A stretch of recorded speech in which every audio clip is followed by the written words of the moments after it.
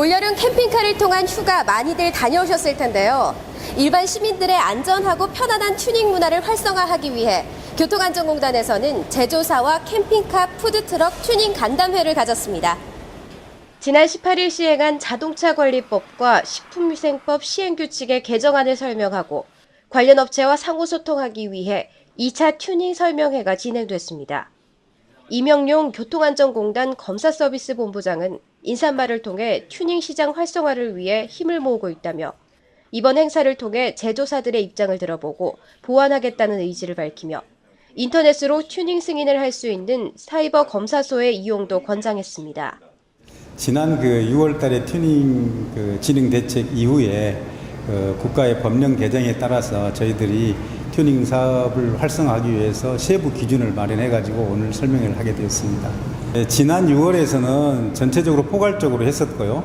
오늘은 캠핑카하고 푸드트럭에 대한 세부 기준, 승인과 검사와 절차에 대한 기준을 오늘 설명을 하게 되었습니다. 교통안전공단은 구체적인 튜닝 기준을 마련했는데요. 화물차를 푸드트럭으로 개조할 경우 적재한 바닥 면적을 0.5제곱미터만 확보하면 된다고 밝혔습니다. 경소용 화물자동차는 적재한 바닥 면적이 최소 2제곱미터가 되어야 하지만 조리시설을 설치하는 푸드트럭의 특성을 고려해 규칙이 개정됐다고 밝혔습니다.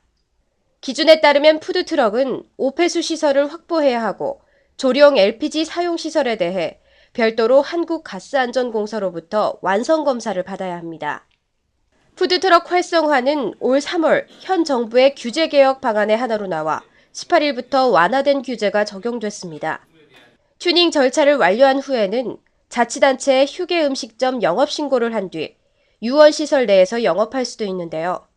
그러나 국내 주요 유원지 대부분에는 편의점과 식당이 들어선 가운데 푸드트럭의 영업 가능 장소를 유원시설로 한정해 실효성이 없다는 지적도 나오고 있습니다. 캠핑카는 승합자동차 중 2명 이상의 취침 공간 및 0.5제곱미터 이상의 조리 공간을 확보해야 합니다.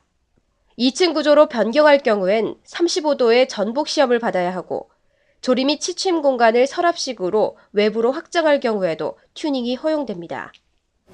예, 오늘 막상 참석을 해보니까 교통 관련 관계자분들하고 또 행정 관리하시는 분들이 많은 준비를 해갖고 오셔서 참으로 업체들 입장에서 보면은 굉장히 고무적인 아주 좋은 시간을 보냈습니다. 앞으로도 우리나라 캠핑 문화가 좀 더 발전할 수 있도록 이런 관련 법규라든가 모든 제도들이 선진국 수준으로 많이 발전할 수 있었으면 좋겠습니다.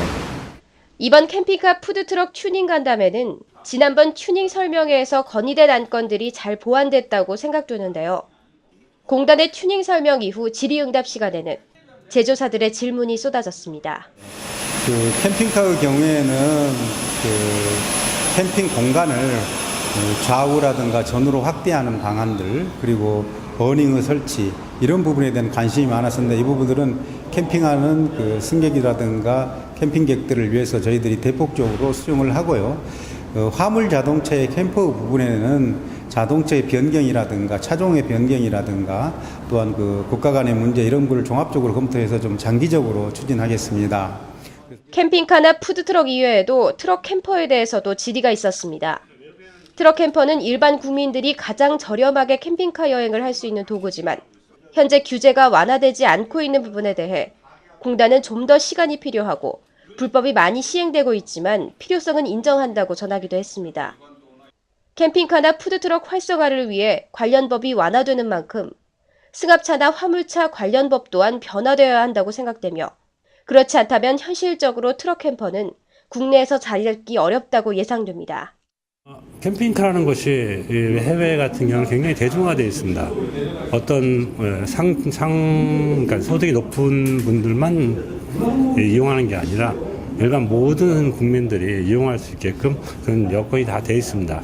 캠핑카 제조사나 캠핑카 여행이나 렌탈이나 거기에 관련된 캠핑장이나 모든 것이 다 일반 모두나 즐길 수 있게끔 되어 있는데 아직까지는 그런 부분이 국내에 굉장히 부족합니다. 그런 부분에 대해서 서로 협조하고 업체하고 정부 기관하고 같이 협치해서 좋은 기회가 됐으면 하는 바람입니다. 튜닝 산업 활성화를 위해 캠핑카 푸드트럭을 포함한 국내 튜닝 시장이 더욱 커질 전망을 보이고 있습니다. 정부의 제도 정비에 따라 제작사의 튜닝 사업을 지원하기 위해 제작 단계별 자기인증제를 도입하게 되는데요. 이 제도가 실시되면 완성차 업체가 특장차 업체의 반제품 상태 자동차를 판매할 수 있어 특수차 제작이 활성화될 것이라는 기대감도 갖고 있습니다.